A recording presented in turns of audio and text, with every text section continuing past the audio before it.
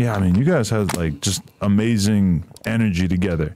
And that's why it's kind of sad to see the way that things have sort of gone, because it's like the people loved you for being like carefree, exuberant, like childlike, like they're rapping like a kid who just got in the studio and you were rapping for the first time and you were so excited to get these jokes off. Right. And same shit with him. And now it feels like fast forward a couple of years and you guys both are like pretty fucking disillusioned and just kind of, you know, it's hard. It might be hard for you to necessarily get in the studio and come with that kind of like carefree energy. Yeah, I don't even want to do that. Really? Yeah. Well, you want to be more serious or? Not serious, just make real music. That wasn't like, it was good music. Like, don't get me wrong, it's good music, but I just don't want to make that type of music no more. Do you feel like it was gimmicky? Yeah, definitely. It had like a gimmick feel to it. Like, it feel like if you, when you listen to that, you go laugh. Like, oh yeah, some shit like that. You see what I'm saying? I ain't trying to do that. I was driving here by myself, listening to the old songs that I heard 100 times back in the day. Still laughing my ass off at certain bars. Certain bars, like I sold a 12-year-old kid a weed edible. Like just saying that, bro. Like that's one of the funniest things I could think of for a rapper to say, because number one, you're describing something that if it were true, which actually I don't even doubt that it's true, but like it's just like the kind of thing that could get you locked up or could get you canceled on Twitter or whatever. Especially now. But it's just like you just so didn't care that that's like, if I had to like list off a thing that you were doing in your songs that was kind of new, especially, was that you would be saying the worst possible things about yourself to the point where it was clearly not even true, but that was like what made it good, was that you were just basically describing yourself as one of the worst people who has ever lived. Right, just doing terrible things and shit like that. Just for comedic effect / there being a little bit of truth in it. Right. And like in particular, rapping about killing yourself was kind of really like your thing for a period of time. Just like kind of constantly describing it. That's just like the furthest you can go. When I used to rap, when I used to make them songs, I was just thinking like, what's the furthest, what's the craziest shit I can say? Like how far can I really go? Right. You feel me? Like, so that's really what it was. Right. Like, is there anything that you could say in a song that would like make them take you off streaming services? Some shit like that, like just the craziest, dumbest shit. That's interesting. I don't even know. I mean, like, I remember this one time I was on Instagram Live and I was rapping on the live and I said something about a Mexican, and then I got off the live, I checked my DMs, it's flooded with Mexican people like sending hate notes, all type of shit. Swear.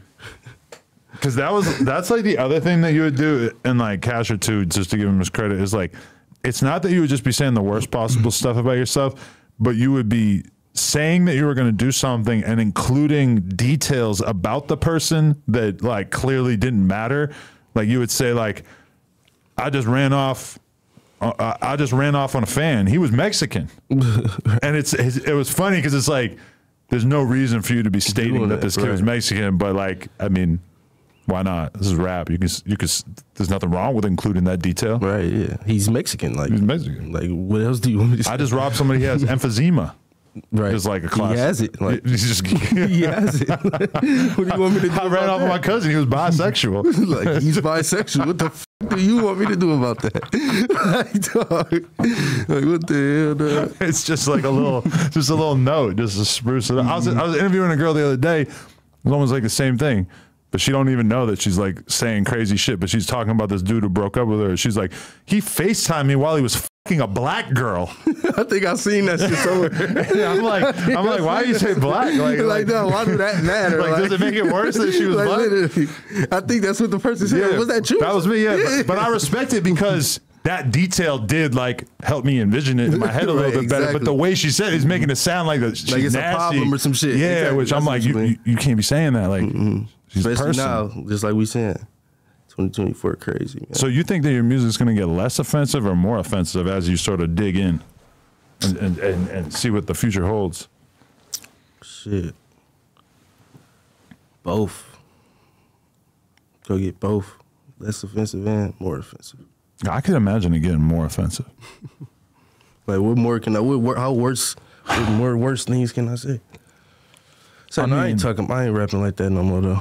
If you want to talk about like the trans community, yeah, right now that shit'd be crazy. Now I mean, I'm not saying you should completely cancel. I'm gonna be like, dog. No, but that would be you going viral all over again. As if you had cool, like I don't even want to. What are they gonna do to you? I don't know. I just don't know, bro. They're all up on antidepressants. Half of them, they ain't gonna do nothing to you. Man, didn't the baby lose a lot of money from making an AIDS joke? They go. Exactly. That was his problem though, is that he's headlining Rolling Loud. He got Dua Lipa songs and shit like that. Like you could say a lot of shit that would not register. Right. Like all he said was basically like, if you got AIDS, you dirty type shit, which is, I can see why it's offensive, but it's only offensive if it's coming from like a mainstream personality. That's like when we knew that Offset was getting too big, was when Offset had a bar where he said, he goes, "I do not vibe with queers." Boom.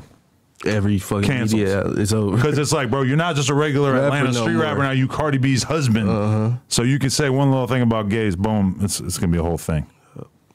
So throughout all this success and whatnot, how much were you actually purchasing? None. So that video that went viral, it wasn't really like me going searching for pussy, like who got pussy for sale. It was just a bitch. Like when you out, bro. So like everybody know this. If you out, right, and you meet a bitch, and you want to and she acting like fake bougie, you spend some money, she go let you. Okay, so that has happened to me about 1 million times in my life. Where you're in the bar, you're in the club, you're talking to a girl, you're trying to get her to go home with you. You slowly start realizing she got a job, she got whatever going on. She ain't going home with me. For me, I would always like get her number, keep trying to holler at her.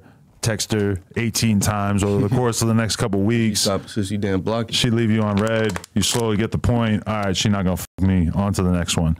Your mentality is like, no, I'm gonna offer her like $200.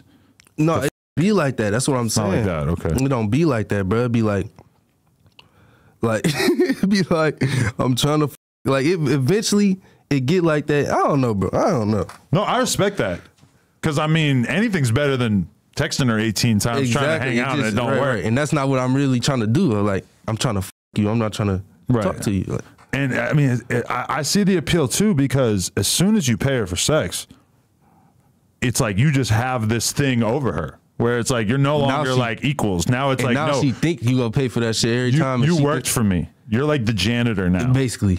Like you're a gig worker. Like, you said a gig You're worker. like a dude that I found on Craigslist to paint my fucking fence for $30. Not that I've ever, but you know, that kind of thing. I know what you mean. I know what you mean. It's like I just gave you a little gig. Like I don't know. I've never really done it, but I could imagine that going from like I'm talking to you like my equal in the bar to like you're so because you have to, because I paid you. That's got to be like a crazy change. No, that's what I'm telling you. It's not like that. It's not like that. It's that sounds feels like that would be different. That sounds forced. Like no, not. I'm trying to avoid that. Yeah, that's not what I'm forced. But it's like once I give you the money, you kind of got to do it, because what the fuck else? Or you got to give me my money back. Yeah, kind of awkward. I would hate to be in a refund situation. So I can take a no. So if I offer a girl some money, she say no, cool with me. Right. Like, you feel me? Like, but once we do the exchange, now you got to do the job. No, if you change your mind, give me the money back, and I'm about my day. For sure. I ain't trying to start no problems, no extra crazy shit, nothing like that. But so you actually fucked this chick in her ass, you said? Yeah. It was terrible, actually. But like, how? Smelly, loose? No. It's just like, there's a lot of ways for a pussy to be weak. Yeah. So it's just like, I don't want to go in detail, but tell me, come on. Nah, nigga, I ain't about to talk about sex with you. Because I don't feel like you. Why not? I feel like you should. Like, even if a pussy is terrible, you should still pay. Because that's not like when you pay her. That's not part of the deal. You're paying to find out. Right. To be honest, because it's like you rolling the dice. Yeah, exactly. That's like if a girl. She still got something. If I'm a male porn star and a girl, or a male streetwalker, I guess, and a girl gives me money and then she comes back and I got no dick, well, I'm keeping the money. Like you paid to basically spin the fucking wheel and see which number it was going to land on. Guess what? It landed on 1.5 inches. That's just how I'm rocking. Nigga said 1.5 inches. I mean, I'm not, but like, you know,